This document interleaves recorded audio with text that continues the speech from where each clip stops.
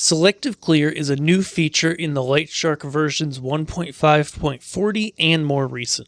Let's explore how it works. Selective Clear allows the opportunity for you to clear individual items without clearing everything or knocking them out at the same time. Let's run through some examples. I've gone ahead and I've grabbed pretty much all of my fixtures on my stage and put them in the programmer.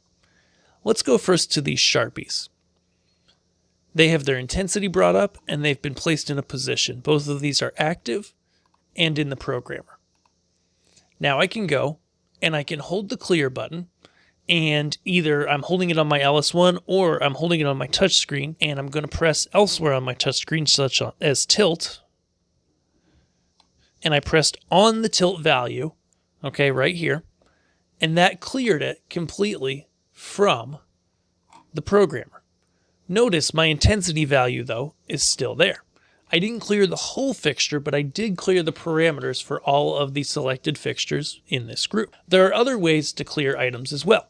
I could clear the entire group by holding clear and tapping the group, and now those fixtures have been cleared completely. I can also go, select my group, say, and find them, and then I could clear only certain fixtures.